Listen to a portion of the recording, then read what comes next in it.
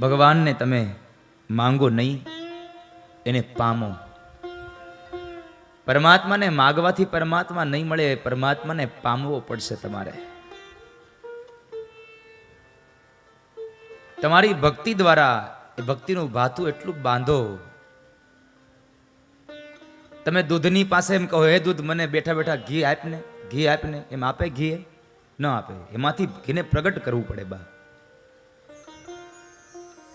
દૂધમાં જ ઘી સમાયેલું છે, દેખાતું નથી, દેખાતું નથી પણ છતાં છે. પણ જો એને તમે એમાં ક્રિયા કરો તો એ દૂધમાંથી તમને ઘી અવશ્ય પ્રાપ્ત થાય છે. એમ હૃદયમાં હરિ છે, મને તમને દેખાતો નથી, ક્રિયા કરો, આપોઆપ સામે આવીને ઉભો રહેશે. માટે હરિને પામો. અને પરમાત્માને પામવાની ચીજ છે. એ થોડો માગવાથી મળી જાય. ખાવ સસ્તો થોડો છે, મફતનું થોડું મળી જાય.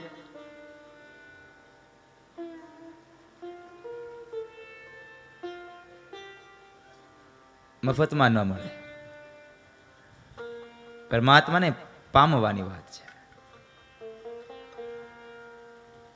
જ્યારે જ્યારે આ ધરતી ઉપર અસુરો વધ્યા છે, ત્યારે ત્યારે ભગવાને રૂપને ધારણ કર્યા છે. અને શ્રીમદ ભગવદ્ ગીતામાં ભગવાન કહે છે, યદા યદા હિ ધર્મસ્ય ગ્લાનિર્ભવતિ ભારત અભ્યુત્થાનમ અધર્મસ્ય તદાત્માનમ સૃજામ્યહમ પરિત્રાણાય સાધૂનામ વિનાશાય ચ દુષ્કૃતામ ધર્મ સંસ્થાપનાર્થાય સંભવામી યુગે યુગે. ભગવાન કહે છે, જ્યારે જ્યારે આ ધરતી ઉપર ધર્મનો નાશ થતો હશે ને અધર્મનું પ્રસ્થાપન થતું હશે, ત્યારે ત્યારે હું અધર્મનો નાશ કરવા અને ધર્મનું સંસ્થાપન કરવા આવીશ. અસુરોને હણવા અને સજ્જનોને રાજી કરવા માટે મારું પ્રાગટ્ય થશે.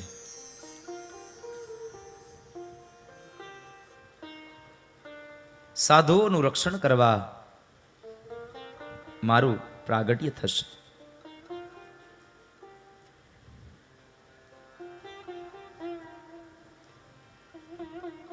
શ્રીમદ ભગવદ્ ગીતામાં ભગવાન એમ કહે છે કે યદા યદા હિ ધર્મસ્ય ગ્લાનિર્ભવતિ ભારત.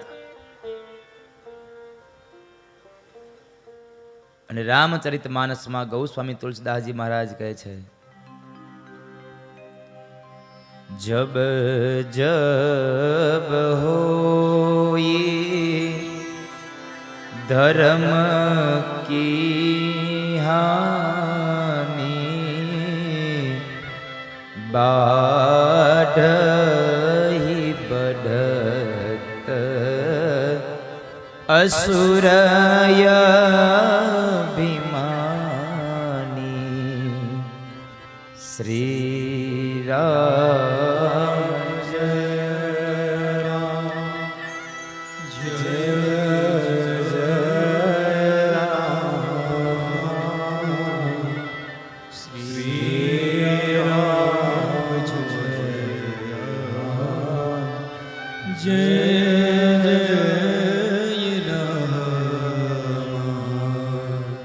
તબ તબ પ્રભુ ધરી વિવિધ શરીરા હર રહુ કૃપાનિધિ સજ્જન પીરા.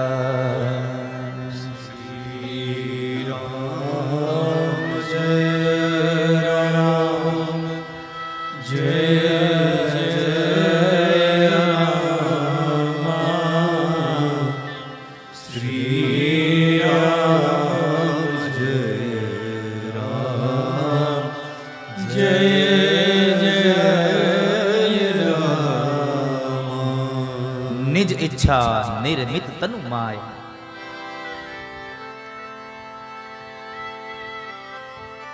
જીવ છે પોતાના પ્રારબ્ધને લઈ અને પ્રારબ્ધને ભોગવવા માટે અહીંયા જન્મ લે છે. જ્યારે ઈશ્વર એ પોતાની ઈચ્છા અનુસાર એ રૂપને ધારણ કરે છે. નિજ ઈચ્છા નિર્મિત તનુ માયા.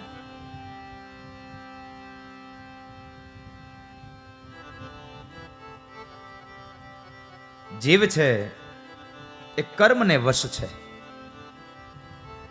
દરેક જીવાત્મા કર્મને વશ છે, અને જ્યારે ભગવાન કરુણાને વશ છે. કારણ એ કરુણા સાગર છે, દયા નિધાન છે. એ કરુણાથી ભરેલો એક જીવ, એક પાત્ર છે સાહેબ. પરમાત્મા બહુ દયાળુ છે, ઈશ્વર બહુ દયાળુ છે. માણસ ગમે તેટલી ભૂલ કરે છતાં પણ પરમાત્મા એને માફ કરતો જ રહે છે, પોતાના બાળકો જાણીને.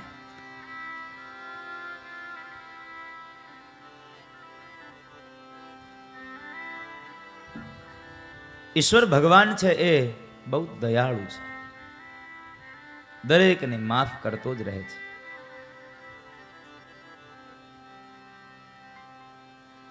ભગવાન એમ કહે છે કે હે જીવાત્મા, તું જો પાપ કરતા થાકી ગયો હો ને, તો હવે તું મારી પાસે આવી જા, હું તને હજી માફ કરતા નથી થાક્યો.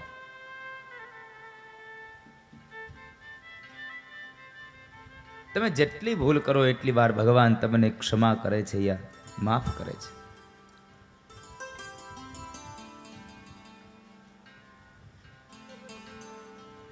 પોતાના માનીને.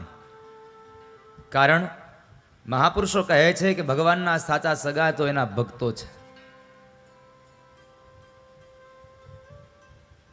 નિજ ઈચ્છા નિર્મિત તનુ માયા. ઈશ્વરને જેવી ઈચ્છા થાય એ રૂપ ધારણ કરી અને પરમાત્મા પ્રગટે છે, હરિ આવે છે. હરિવ્યાપક સર્વત્ર સમાન.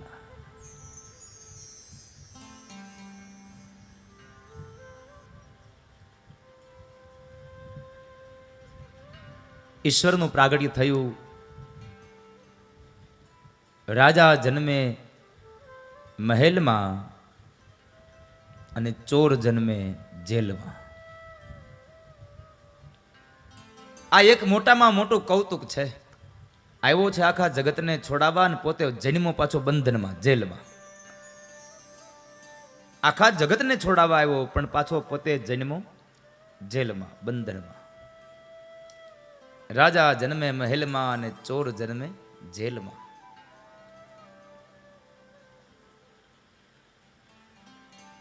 નંદ બાબાએ કહેવાય છે કે ખૂબ દાન આપ્યા છે. નવમીના દિવસે જ્યારે નંદ ઉત્સવ ઉજવાય છે ત્યારે ખૂબ દાન નંદ બાબાએ આપ્યા છે. ગાયોના દાન આપ્યા છે, ભૂમિના દાન આપ્યા છે, સોનાના દાન આપ્યા છે, અનાજના દાન આપ્યા છે, તલના પર્વત કરી કરી અને બ્રાહ્મણોને દાનમાં આપ્યા છે.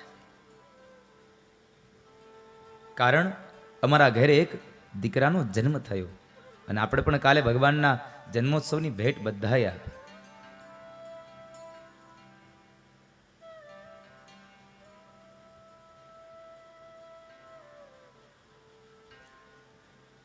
નંદ ઉત્સવ એ નંદ બાબાના આંગણામાં ઉજવાઈ રહ્યો છે. કારણ હરિ પ્રગટા છે અને જ્યાં ઈશ્વર પ્રગટે ત્યાં હર હંમેશ માટે આનંદ જ હોય, કાયમ માટે દિવાળી જ હોય સાહેબ. આપણે વર્ષે એક દિવસ દિવાળી આવે તો કેટલી તૈયારી કરીએ હે અગાઉ. હમણાં દિવાળી આવશે, હવે માત્ર એક ફરક ખાલી એક, બસ આજે દિવાળી ને કાલે બેસતું વર્ષ. નવા વર્ષની કેટલી તડામાર તૈયારીઓ કરતા હોઈએ. વર્ષે એક વાર આવે છે એટલા માટે. પણ વ્રજવાસીઓ તો કહે છે કે અમારે તો કાયમ દિવાળી છે. કારણ અમારે ત્યાં કૃષ્ણ પ્રગટ્યો છે, અમારે ત્યાં હરિ પ્રગટા છે. ગોપીઓ તો પગે ઘૂઘરા બાંધીને નાચે છે સર. હાથની અંદર કરતાલો લીધા છે. કોઈ ઢોલ વગાડે, કોઈ શરણાઈ વગાડે, કોઈ જાંજ અને પખાજ વગાડે છે. દરેક વ્યક્તિઓ ભાવથી નંદ બાબાના આંગણામાં ગાઈ રહ્યા છે.